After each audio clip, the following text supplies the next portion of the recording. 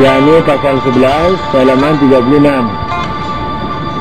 Bagian pasal 11 yaitu pada halaman 36, di mana di situ hubungan dibagi kepada kategori hubungan dibagi kepada 7 kategori, di mana kapan, milik, hubungan. Nah, itu sudah dibahas semua. Yang belum terbahas 2, aksi dan interaksi. Baik, kita teruskan itu dulu. 6, yakni poin ke-6, aksi. Apa itu aksi? Adalah aksiden yang timbul karena pengefek kepada yang berefek, yakni penerima efek, secara proses atau perlahan dan waktu. Nah ini, dan selama pengefekan berjalan. Aksiden yang timbul karena pengefek kepada yang berefek. Ketika dibilang aksi, berarti bukan pengefekan substansi. Pengefekan substansi kayak apa? Kayak mani ke janin, janin ke manusia. Kayak misalnya akal 1 ke akal 2, akal terakhir ke barzah. Itu pengefekan substansi.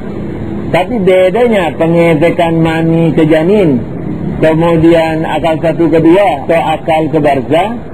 Nah, yang pertama yakni mani ke janin, pengefekan dalam waktu. Jadi kalau diteruskan itu, selain masalah aksiden ya, kan kalau aksiden yang timbul karena pengefek kepada yang berefek secara proses, yakni atau waktu. Nah, kalau mani ke janin itu pengefekan substansial kemudian dalam waktu. Tapi kalau pengefekan akal 1 ke 2 atau akal terakhir ke barzah, itu pengefekan apa? Substansial dan di luar waktu, jangan lupa. Kalau yang di sini aksi, Allahumma shalli ala Muhammad wa ali Muhammad. Kalau nggak salah hari ini kelahirannya Imam Muslim, kalau nggak salah.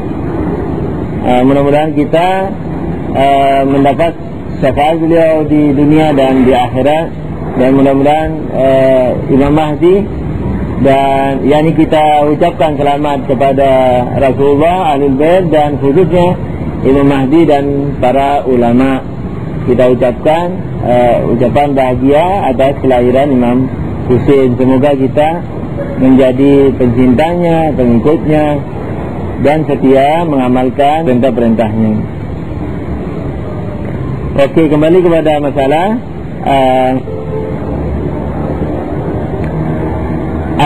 aksi, yakni aksiden yang timbul karena pengefek kepada yang berefek secara proses dan selama pengefekan berjalan. Itu yang disebut aksi. Jadi jangan lupa, ini aksiden.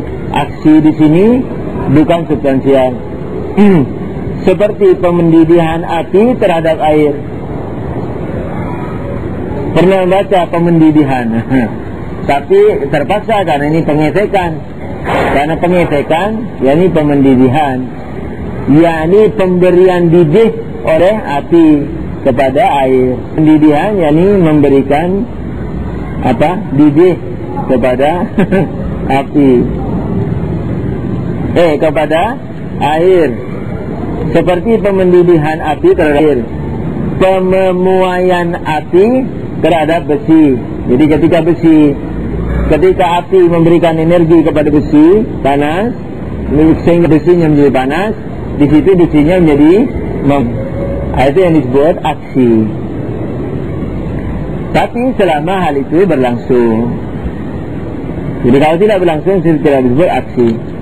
Ditatakan secara proses dalam uraian di atas supaya tidak melibatkan wujud-wujud non-materi, di mana pemberi efeknya adalah secara kun fayakuni, alias di luar proses dan waktu, yakni bukan dari tempat ke tempat, bukan dari warna ke warna, bukan dari rasa ke rasa. Kalau di non-materi,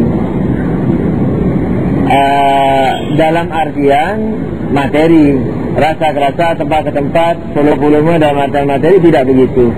Tapi perubahan kun fayakuni sekalipun tidak seperti kun fayakuni. Anda ketika bermimpi, bermimpi dikejar harimau, apa kun fayakun?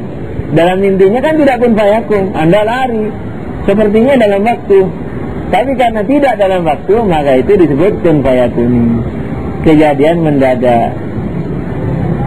Jadi sekalipun terkejawantahkan dalam mimpinya itu dengan susah payah berjalan dari sana kemari, naik ini misalnya dan seterusnya. Jadi dikejar harimau itulah, naik pohon dikejar juga sama harimaunya, loncat ke misalnya naik pohon, ternyata harimaunya bisa naik pohon, loncat ke sungai, ternyata dia juga bisa berenang, umpamanya. Dan seterusnya, itu terjadi semacam dalam proses waktu, kejar mengejar di sana, dan seterusnya. Saya pernah bermimpi itu, saya jatuh atau bagaimana di suatu kolam, lalu buaya itu dari depan, belakang, kanan, kiri, dan masih turun lagi, ada warnanya hijau lagi. Dan saya tahu takwilannya, pas kebetulan punya firasat, tahulah pokoknya, tapi pengetahuan itu dari setan atau dari Tuhan tidak tahu. Begitu. Jadi saya merasa mengerti apa takwilannya itu pada waktu itu. Itulah Jawudi pernah mengatakan, kalau kalian seperti dikejar ular, ada dua kemungkinan. Mungkin dirimu sendiri yang kamu lihat, atau musuhmu. Jadi sedang mengancammu, misalnya begitu. Musuh lagi mengincarmu dan seterusnya.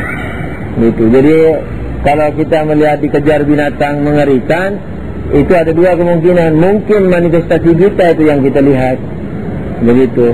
Atau musuh kita yang kita lihat sedang mengintai kita dan seterusnya, begitu.